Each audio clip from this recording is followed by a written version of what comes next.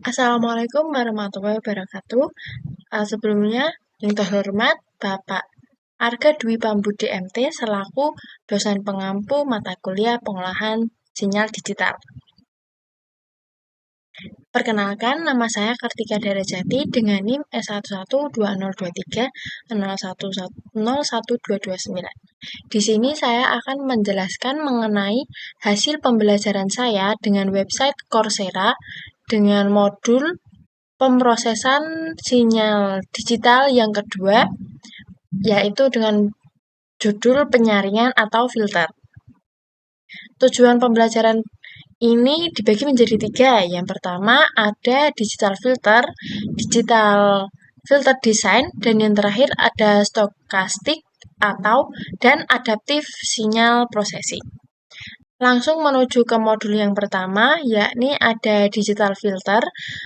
Di sini saya mendapatkan materi, yaitu yang pertama ada filter LTI, sistem yang memenuhi sifat linearitas dan waktu invarian.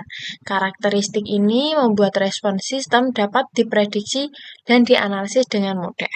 Selanjutnya ada konvolusi, yaitu metode matematis untuk menentukan keluaran sistem LTI. Teknik ini banyak digunakan untuk menganalisis bagaimana sinyal diproses oleh suatu filter. Selanjutnya, ada filter moving average yang bekerja untuk menghitung rata-rata sejumlah sampel sinyal. Filter ini digunakan untuk menghaluskan sinyal dan mengurangi noise acak.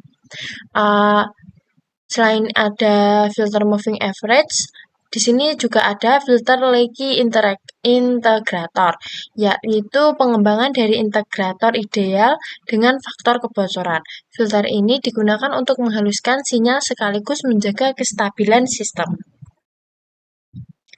Selanjutnya ada klasifikasi filter dibagi menjadi 4, yakni ada low pass filter, high pass filter, band pass, dan yang terakhir ada band stop filter. Selanjutnya di sini saya akan menjelaskan jenis filter berdasarkan frekuensi. Yang pertama ada low pass filter, berfungsi melewatkan sinyal dengan frekuensi rendah dan menahan frekuensi yang tinggi. Filter ini digunakan untuk menghaluskan dan sering digunakan untuk mengurangi noise frekuensi yang tinggi. Selanjutnya ada high pass filter, yaitu filter yang melewatkan sinyal dengan frekuensi tinggi dan menahan frekuensi yang rendah. Filter ini digunakan untuk menghilangkan komponen DC atau noise frekuensi rendah. Selanjutnya ada band stop filter, yaitu menahan sinyal pada rentan frekuensi tertentu dengan melewatkan frekuensi di luar rentang tersebut. Filter ini sering digunakan untuk menghilangkan gangguan pada frekuensi tertentu. Selanjutnya ada band pass filter, yaitu filter ini melewatkan sinyal pada rentan frekuensi tertentu. Frekuensi ini digunakan ketika frekuensi tertentu yang dibutuhkan dari suatu sinyal.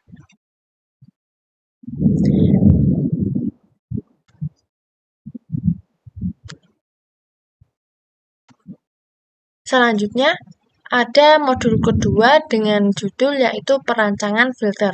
Modul ini membahas tentang filter digital melalui konsep dasar hingga implementasi. Contohnya dari desain FIR atau IIR serta penerapannya dalam sistem nyata. Yang pertama ada respon impuls ideal, biasanya berdurasi tak terbatas sehingga dapat dipotong agar dapat diimplementasikan. Proses ini dapat menimbulkan fenomena Gibbs berupa riak pada respon frekuensi di sekitar frekuensi cutoff. Selanjutnya ada metode jendela atau window method, digunakan untuk mengurangi efek riak akibat trunkasi impuls.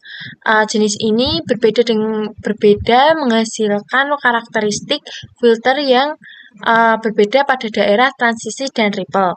Selanjutnya ada sampling frekuensi. Sampling frekuensi ini merancang filter dengan menentukan nilai respon pada titik frekuensi tertentu. Pendekatan ini memberikan kendali langsung terhadap bentuk respon frekuensi filter. Selanjutnya ada transformasi Z, digunakan untuk mempresentasikan sistem diskrit dalam domain Z. Analisis ini membantu memahami perilaku filter termasuk kestabilan dan respon pada frekuensi. Yang kedua ada konvergensi stabilitas, menunjukkan nilai Z di mana transformasi Z bersifat konvergen. Letaknya pol terhadap ROC menentukan apakah filter bersifat stabil atau tidak. Yang selanjutnya ada desain IER secara intuitif dilakukan dengan menempatkan pol dan zero untuk membentuk respon frekuensi tertentu. Spesifikasi filter tersebut mendefinisikan kebutuhan desain seperti frekuensi cutoff, ripple, atenuasi, dan spesifikasi ini menjadi dasar dalam pemilihan metode desain filter. Selanjutnya ada filter IIR, dilakukan untuk mendapatkan filter efisien yang dengan order rendah. Proses ini sering mengadaptasi desain filter analog ke bentuk digital. Selanjutnya ada filter FIR, bertujuan menghasilkan filter yang stabil dan memiliki fase linear. Metode jendela dan sampling frekuensi sering digunakan dalam perancangannya. Selanjutnya ada penundaan fraksional dan filter Hilbert, digunakan untuk menggeser sinyal dalam jumlah waktu non-linear. Contohnya untuk menghasilkan sinyal dengan pergeseran fasa 90 derajat. Selanjutnya ada implementasi filter digital, dilakukan menggunakan struktur algoritma tertentu.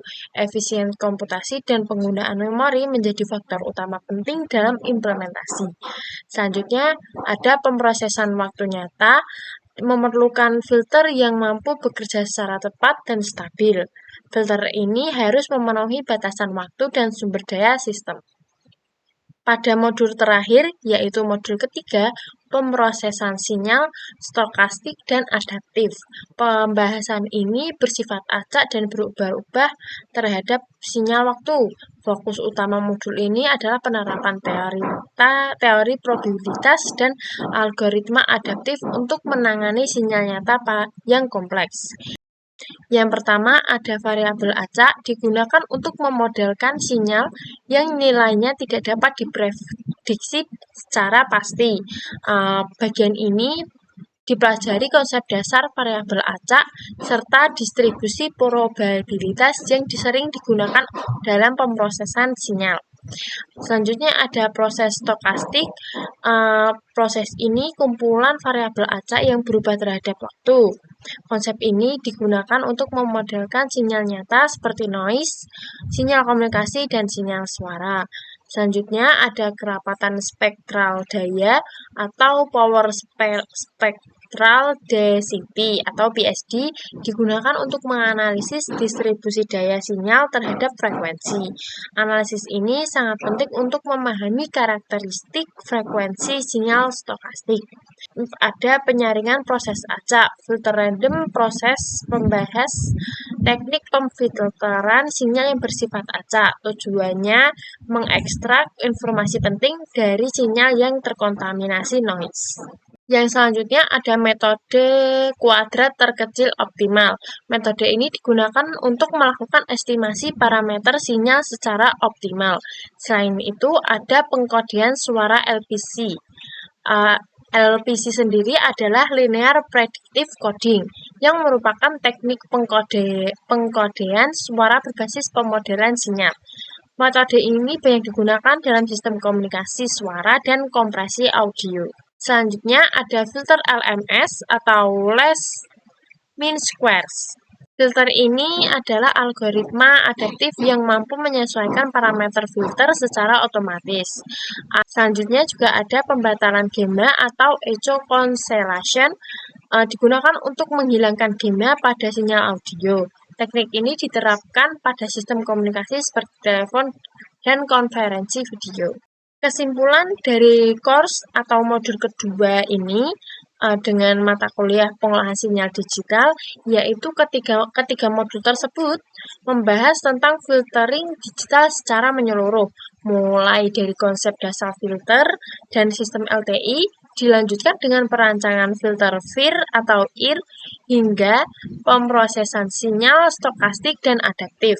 Materi ini bertujuan untuk pemahaman teoritis dan praktis untuk menerapkan filter digital pada berbagai aplikasi yang nyata. Sekian yang dapat saya sampaikan mengenai course kedua, yaitu pengolahan sinyal digital. Mohon maaf apabila tidak jelasan dalam penjelasan materi tersebut.